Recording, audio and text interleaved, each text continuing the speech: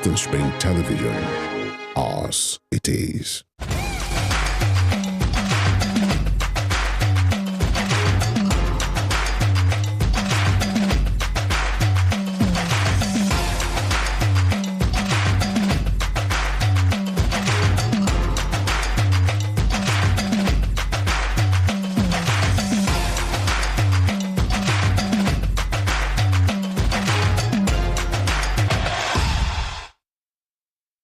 Hi, good morning. Welcome to the show. It is Sp0Rt Spring on Western Spring Television, where we give you stories making headlines in the ever-busy world of sport.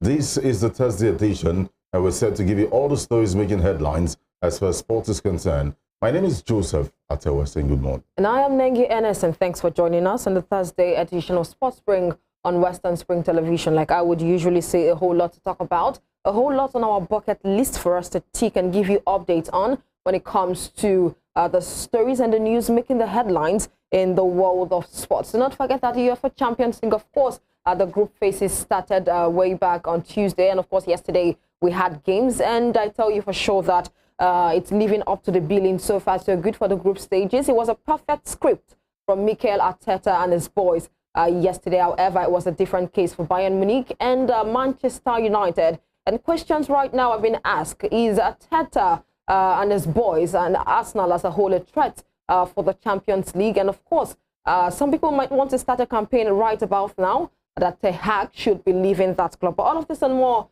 is what we'll dish out to you this morning. But definitely, we're starting from the local scene. Welcome on board once again. We'll start from the local scene, and we know that the National Youth Games will be kick-starting very soon. Absolutely. So excitement and anticipation is hitting fever pitch. The 7th edition of the National Youth Games will take center stage in Asaba Delta State on Saturday. The games will feature 35 sports with no fewer than 4,500 athletes from the 36 states of the Federation, plus the FCT participating in the jostle for glory.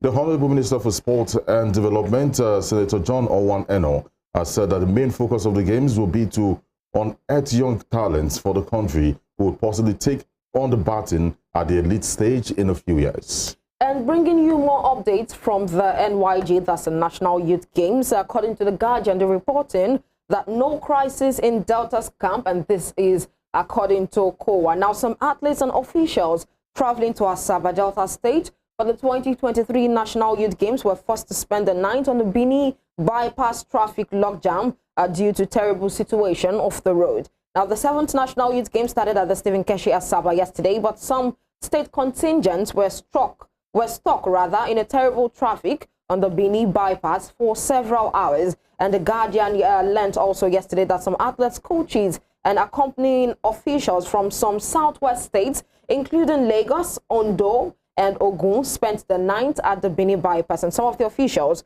who spoke with The Guardian lamented the situation on the corridor, just as they expressed fear that some of the athletes might miss their events scheduled for that yesterday morning. And Joseph, we're just talking about this, but meanwhile, the Delta State Sports Commission has denied allegation of a protest by its athletes over poor condition in their camp. The chairman of the commission, Tono Bokukowa, describes the online report as callous and wicked. I mean, we've not even had the opening ceremony right about now, but we started hearing rumors of over poor conditions in their camp. And aside from that, of course, The Guardian reporting also said yesterday some people, some athletes and some accompanying officials had to sleep on the road, and that was due to the gridlock on the road. And aside from that, bad roads included.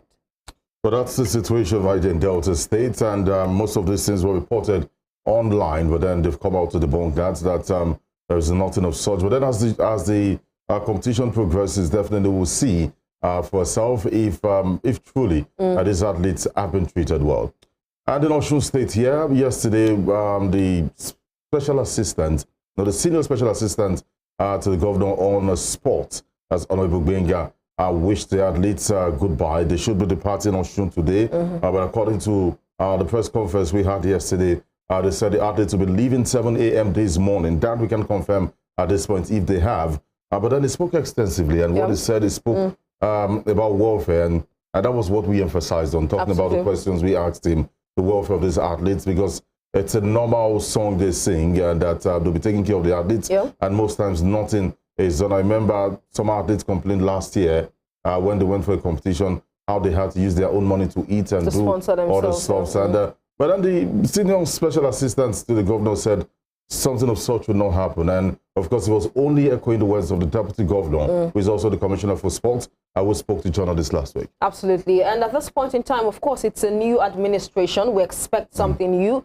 We expect, most of these complaints that we've been laying from time past, we expect that there would be changes. So at this point in time, we cannot want to judge them by what has happened at the past, but instead look forward to what will happen in this particular one. So after this particular, after their participation in the National Youth Game, definitely we can now rate how the welfare of these players, the welfare of these athletes, rather, were well taken care of. And of course, Joseph, you talked about, we just talked about the rumors going around online over poor condition when it comes to the welfare of players already, the welfare of athletes, rather, already right there in Delta State. But we can't say that for sure until at least, the competition kickstarts and proper, and definitely so many journalists, so many media houses are going to be covering it. So definitely we wish Osun athletes all the best, and of course safe journey down to Delta State, Asaba. And of course, don't forget that there are mushroom media outlets there. So if you're not getting your source from a reliable source, then of course it's no news. So we saw this news on different outlets there, but then we have sites where we visit to get concrete and reliable information. Exactly. And still talking about Osun State. Let's give you, for 2 minutes or 3 minutes, let's hear from the senior special assistant to the governor, as Honorable Benga, what he had to say and how he bidded farewell to the athletes that will be representing Osun State. Following our program that will take place on Saturday, the Nigerian under-15 football, whereby we are fortunate to be among of our qualified state. Please, a round of applause for our team.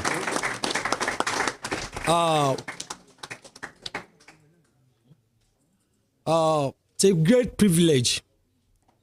At least we have a lot of states in the whole Nigeria.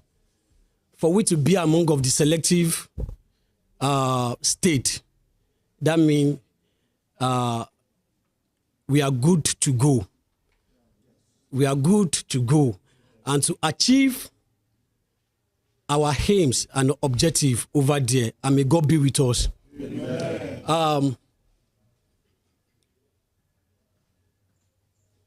Firstly, we'll talk about the management,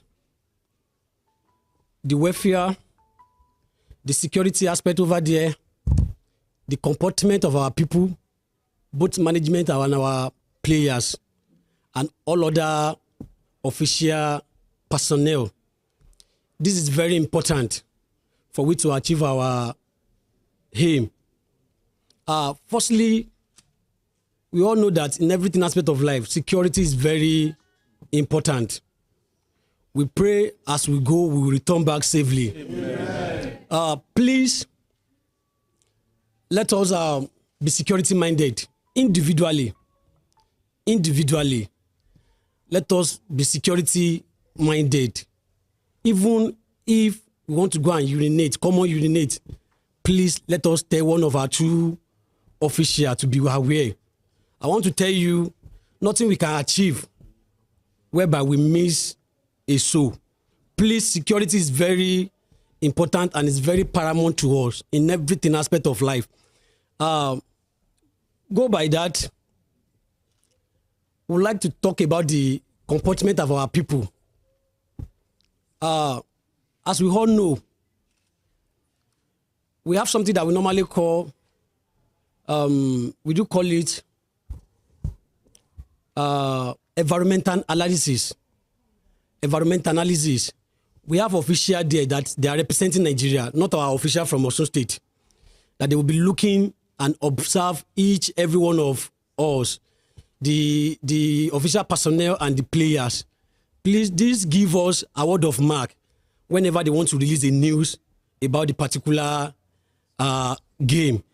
let them say a good thing about Osun State in their statement. Please let's note that. That is why I mentioned environmental analysis of individual. I just heard from Honorable Benga, is the Senior Special Assistant to the Deputy Governor on sport, and he did pass key messages to the athletes. Absolutely, key messages to the athletes. But let's not rule out the fact that these are young lads, and definitely, you know, those key messages shouldn't be passed to them, just them. I mean, the officials, the accompanying officials, and every other person on the management when it comes to the team has to be aware of that. But, well, definitely he did echo some important things when it comes to the composure of each and every of these athletes. He did talk about the fact forget that... the speech, just get the message. He did talk about the fact that, you know, getting to Delta Asaba State, it's not just officials from Delta or from each and every of the states. Yeah, he's saying in a nutshell that the country has a special task force too that will be there to monitor each state if you do well or not. So basically that's the message. And you know, that adds a whole lot when it comes to, you know, deciding and giving of medals and the rest of them, awarding of medals to each and every of the states. So we know how things go when it comes to the national youth games, and we hope this time around, I'll keep saying this, that we do not see grandmothers and grandfathers participating in this particular one. Rather, would see young breeds. And, you know, was it yesterday or day before yesterday, we talked about Favor Ofili and how she, you know, came out from the national youth game, how her talent was identified from the national youth game. And I hope that in this edition, that's the 7th edition of the national youth game, would get to identify more talent, which is going to grow and definitely represent Nigeria when it comes to athletics. All right, that's it for the National Youth Games. We need to move past that because of time. Let's move on to NENGI. Let's talk about the NPFL. Absolutely. An update coming from the NPFL. Now, this was reported according to The Guardian as well as so many other dailies. Now, what appears to be another crisis may be brewing in the Nigerian Premier Football League following a declaration by the Professional Football Association of Nigeria, and that's PFAN, to resist what it terms as slave contract being tabled before the Nigerian Football Federation. Now, the chairman of PFAN Task Force, Harrison Jala, revealed yesterday that there are alleged moves by a Chinese company working in collaboration with some Nigerian businessmen and with some club owners and board members of the NPFL to mount undue pressure on the NFF president, Ibrahim Gusau, to accept a slave contract of 10 years duration in the first instance for the acquisition of part of NPFL broadcast. Right, and this is coming from The Guardian, and of course I did make mention of the fact that so many other dailies are reporting it, but as it stands now, it's a developing story and we'll get more updates when it unfolds. And away from that, former Super Falcons striker Desire Okpanozie has called on owners of clubs featuring in the Nigeria Women's Football League to ensure their players are well paid to encourage more young girls to take football as a career. Speaking recently after retiring from international team and club football, Desire Okpanozie said that the welfare of players could go a long way to improving the standard of the women's league. Now, the ex-Wuhan Jingang University of China FC striker also called on football administrators to keep organizing grassroots football championship across the country to discover more female players. And she also said that she will be willing to contribute her own quota to promote women football in Nigeria. And of course, the 29-year-old Desire Okpanozie thanked her fans, family and friends for their support over the years, just as she appreciated the coaches as well as her teammates in the national team. Of course, those were part of the speech and those were part of the things she said while she was retiring from football in total. Well, would look into that. Definitely the Nigerian Women Football League organizers league committee would look into that and ensure that more of this, when it comes to welfare, it's actually called the welfare and packaging of all of these players, more of this is done to improve the standard of the league. And we do hope that they're hearing us as we are talking right about now. And we do hope that the standard of the women's league will be improved, as it will encourage more girls, young girls, to actually participate in that one. Now, moving away from that, let's get into updates coming from the CAF Confederation Cup. Rivers United, Bendel Insurance, still very much in the competition, representing Nigeria in the continent. Now, despite failing to achieve the much-needed win at home, the captain of the Burkina Faso side, Eto'o Filante, that's in person of Abdoulaye Zongo, has targeted a win in Nigeria. The Burkinese hosted Nigeria's Premier Football League side, Rivers United, in the first leg of the second round of the CAF Confederation Cup in Abidjan last weekend and were able to play a goalless draw. And of course, the second is scheduled for Port Harcourt in Nigeria. And the team's keeper is already eyeing a positive result against the Pride of Rivers. In his words, and I quote, "We are confident in our ability as we have raised the performance of Rivers United in their first leg, and the players know what is at stake, and we are ready to achieve victory in the tie against Rivers United in Nigeria." Here you go. The Burkinis also talking tough ahead of the clash between themselves and Rivers United. But we understand that the winner of the two legs will qualify for the group stages of the competition. We wish Rivers United all the best for their second leg that is going to hold in Port Harcourt. And away from club football, ahead of the 2026 FIFA World Cup qualifier, the interim management of the Zimbabwe Football Association has appointed a new manager for the Warriors. Football in Zimbabwe has been under suspension in the last 18 months due to government interference. Their suspension was lifted in July after its March 2022 expulsion, and the Soccer Federation has been under the governance of a temporary committee. The interim committee on Wednesday evening announced Baltima Brito as the new head coach of the national team. Brito, who garnered his experience working as an assistant to some top European coaches, is saddled with the responsibility of tinkering the team for the qualifier. Zimbabwe will host Nigeria's Super Eagles on March day 2 of the qualifiers. Well, let's move away from football. We've been giving you updates coming from football.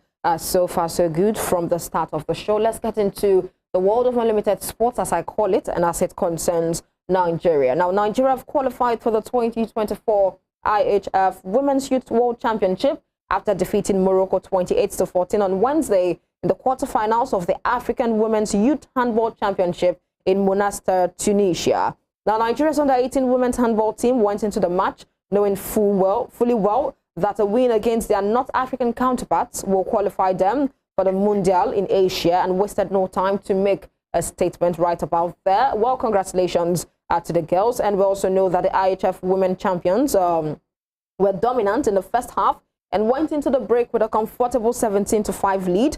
Meanwhile, the Moroccans came back in the second half determined to reduce the deficit, but they met a compact Nigerian side led by coach Shitu Agbola, who outscored them and won the match 28-14. The result right now means that Nigeria have qualified for the semi-finals of the competition and also for the first time qualified for the IHF Women's Youth World Championship, which will hold in China next year. The team will also play in the IHF Women Trophy Intercontinental phase later in the year as well, and Nigeria will play Egypt in the semi-finals on Friday. And just to also mention that Chidera Ogunsimba was voted the most valuable player of the match. So we wish the girls all the best by the time they take on Egypt in the semi-finals on Friday. And just before we go on a break here, we understand that Nigerian female freestyle wrestler Odunayo Adekoye has become the country's first grappler to qualify for next year's Olympic Games in Paris after winning the bronze medal in women's 57 kg